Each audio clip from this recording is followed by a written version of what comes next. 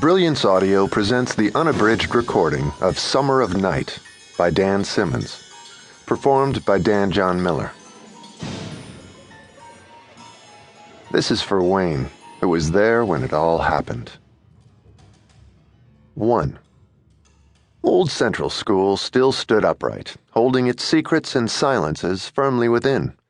84 years of chalk dust floated in the rare shafts of sunlight inside, while the memories of more than 8 decades of varnishings rose from the dark stairs and floors to tinge the trapped air with the mahogany scent of coffins. The walls of Old Central were so thick that they seemed to absorb sounds, while the tall windows, their glass warped and distorted by age and gravity, tinted the air with a sepia tiredness. Time moved more slowly in Old Central, if at all. Footsteps echoed along corridors and up stairwells, but the sound seemed muted and out of sync with any motion amidst the shadows.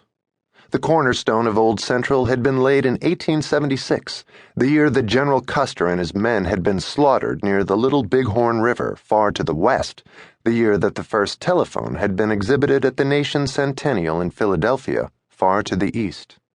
Old Central School was erected in Illinois, midway between the two events, but far from any flow of history.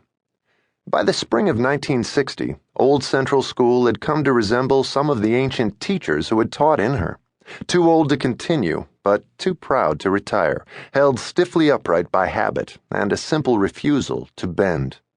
Barren herself, a fierce old spinster, Old Central borrowed other people's children over the decades. Girls played with dolls in the shadows of her classrooms and corridors, and later died in childbirth. Boys ran shouting through her hallways, sat in punishment through the growing darkness of winter afternoons in her silent rooms, and were buried in places never mentioned in their geography lessons: San Juan Hill, Belleau Wood, Okinawa, Omaha Beach, Porkchop Hill, and Incheon. Originally, Old Central had been surrounded by pleasant young saplings, the closer elms throwing shade on the lower classrooms in the warm days of May and September. But over the years, the closer trees died, and the perimeter of giant elms, which lined Old Central's city block like silent sentinels, grew calcified and skeletal with age and disease. A few were cut down and carted away, but the majority remained, the shadows of their bare branches reaching across the playgrounds and playing fields like gnarled hands groping for Old Central herself.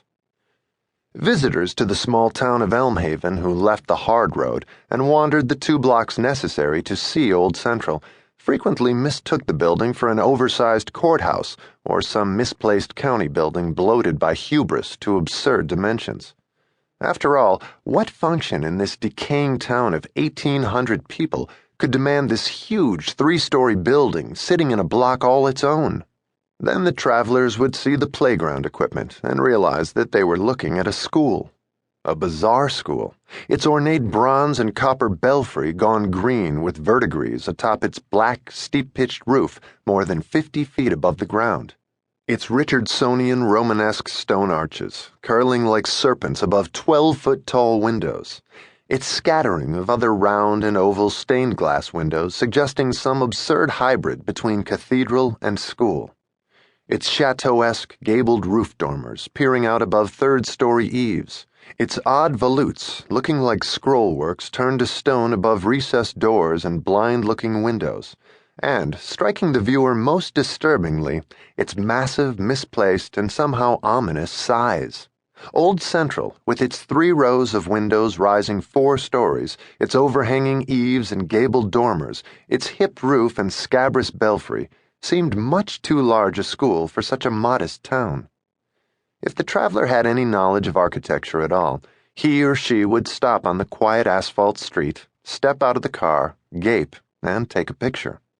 But even as the picture was being snapped, an observant viewer would notice that the tall windows were great black holes, as if they were designed to absorb light rather than admit or reflect it, and that the Richardsonian Romanesque, Second Empire, or Italianate touches were grafted onto a brutal and common style of architecture, which might be described as